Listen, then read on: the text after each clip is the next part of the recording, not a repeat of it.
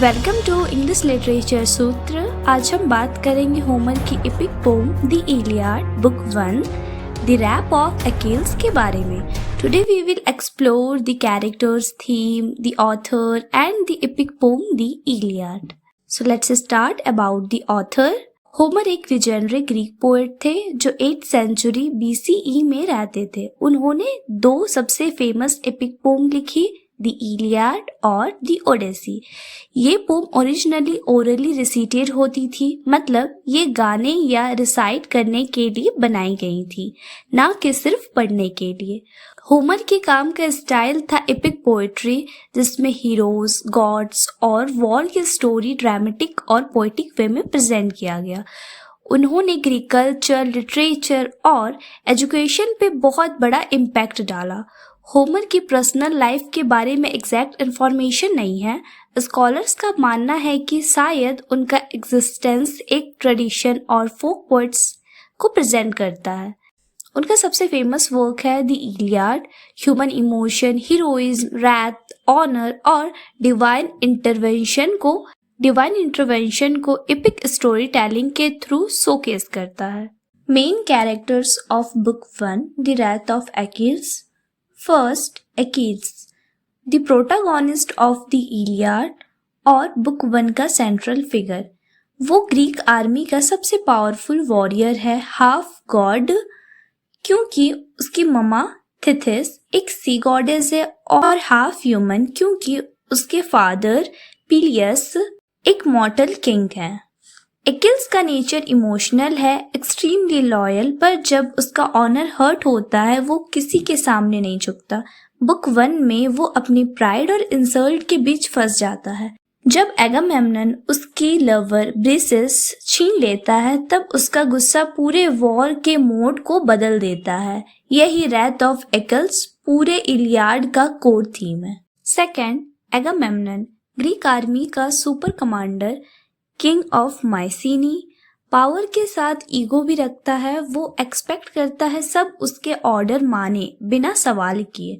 Book 1 में जब कैलकस truth बताता है कि अपोलो गॉड गुस्सा है क्योंकि एगामेम्नन ने क्रिसिस को छोड़ा नहीं, तो वो अपनी गलती एक्सेप्ट करता है, पर साथ ही सेल्फिश डिमांड करता है, मैं क्रिसिस छोड़ दूंगा पर मुझे किसी और की लवर चाहिए, लाइक ब्रिसेस। ये उसका arrogance. Third, Thetis, mother of Achilles, sea goddess, अपने बेटे से बेपनाह प्यार करती है। जब अकील्स इंसल्टेड फील करता है और वॉर छोड़ देता है, वो अपनी मदर से रो के कहता है, ममा मुझे जस्टिस दिलाओ। थिथिस जाती है जीसस के पास और उनसे रिक्वेस्ट करती है कि ग्रीक्स को पनिश करिए ताकि सबको को समझ आए कि अकील्स कितना इम्पोर्टेंट और पावरफुल है।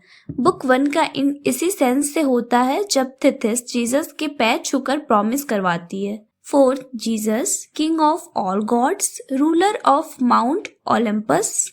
थिथिस जब उनसे रिक्वेस्ट करती है कि ग्रीक्स को पनिशमेंट दीजिए तो पहले वो हेजिटेट करते हैं क्योंकि उनकी वाइफ हेरा ग्रीक साइड पे है, पर फाइनली वो थिथिस को एक साइलेंट नोट देते हैं, ठीक है मैं कुछ करूंगा। इस नोट के साथ बुक 1 खत्म होता है और पूरी इलियाड का नेक्स्ट एक्शन सेट हो जाता है। Fifth, Apollo god of sun and music, पर बुक 1 में वो गॉड ऑफ प्लेग और पनिशमेंट के रूप में आते हैं। जब उनका पुजारी क्राइसिस इंसल्ट होता है तो अपोलो गॉड अपने सिल्वर बो से तीर बरसाकर ग्रीक कैंप में प्लेग फैला देते हैं। प्लेग एक बीमारी है। उनका रोल डिवाइन जस्टिस का सिंबल है। वो दिखाते हैं कि गॉड भी इंसल्ट बर्दाश्त नहीं करते हैं। क्राइसिस, अपोलो का पुजारी और एक एजेड प्रिस्ट, अपनी बेटी क्रिसिस के लिए एगामेम्नन के कैंप में आता है गिफ्ट और रिस्पेक्ट के साथ। लेकिन जब एगामेम्नन उसका इंसल्ट करता है तो वो अपोलो गॉड से प्रे करता है, इन्हें सबक सिखाओ। उसने जो प्रे किया था वही बुक 1 का ट्रिगर पॉइंट था। प्लेग, कॉन्फ्लिक्ट और वॉर का रीजन बना। क्राइसिस की बेटी क्रिसिस जो एगामेम्नन के पास बंदी के तौर पर थी। इसका कैरेक्टर साइलेंट है लेकिन प्लॉट के लिए इम्पोर्टेंट। उसके वापस जाने से ही कॉन्फ्लिक्ट शुरू हुआ है। वो एक सिंबल ऑफ पावर बन जाती है जिसके जरिए ऑनर और ईगो का गेम चलता है। 8. ब्रिसेस, एकिल्स की लवर और उसकी इमोशनल अटैचमेंट। जब एगामेम्नन क्रेसिस छोड़ने के बाद ब्रिसेस को ले आता है तब एकिल्स के अंदर का वॉरियर और इंसान दोनों टूट जाते हैं। ब्रिसेस का रोल बुक 1 में स्मॉल लगता है पर उसके थॉट इलियाड का सबसे बड़ा वॉर डिसीजन आता है, एकिल्स का फाइट से इनकार करना। 9. कैल्चस, ग्रीक आर्मी का प्रॉफिट। प्रॉफिट मीन्स फ्यूचर देखने वाला पंडित। अपोलो गॉड से सबसे ज्यादा इंस्पायर है। जब सब प्लेग से परेशान होते हैं तो कैल्चस सच बताता है कि प्लेग इसलिए आया है क्योंकि एगामेम्नन ने अपोलो गॉड के जो पुजारी है उनका इंसल्ट किया है। वो सच बोलता है लेकिन डर के साथ, क्योंकि उसको पता है एगामेम्नन रिवेंज ले सकता है। ये दिखाता है कि सच बोलना कभी कभी सबसे बड़ा करेज होता है। 10. Athena, goddess of wisdom. जब एकिल्स अपनी तलवार निकाल के एगामेम्नन को मारने वाला होता है तब एथेना आती है, प्रकट होती है और एकिल्स को रोक लेती है। कहती है ये टाइम तेरा नहीं पर तेरा टाइम आएगा। वो सिंबल है सेल्फ कंट्रोल और रीजन की जो ह्यूमन रेज को बैलेंस करता है। Minor but symbolic characters, Nestor, Greek Elder, peacemaker दोनों के बीच समझौता कराने की कोशिश करता है। हेरा, जीसस की वाइफ जो लेटर बुक्स में रोल प्ले करती है, बुक 1 में इनडायरेक्टली दिखाई देती है, ग्रीक साइड सपोर्टर। अब आते हैं हम लोग theme of the book 1। First, wrath of Achilles, pride और इंसल्ट के रिएक्शन से वॉर के आउटकम का डिफरेंस पड़ता है।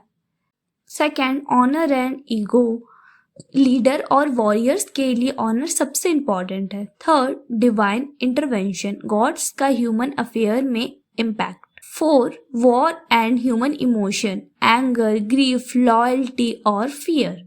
बुक 1 का फोकस सिर्फ वॉर नहीं, ह्यूमन इमोशन का मिरर है। Background of the Trojan war, कहानी ट्रोजन वॉर के दौरान शुरू होती है। ग्रीक्स और ट्रोजन्स के बीच 10 साल से वॉर चल रहा है। ग्रीक आर्मी के लीडर है एगामेम्नन और उनका सबसे पावरफुल वॉरियर है एकिल्स।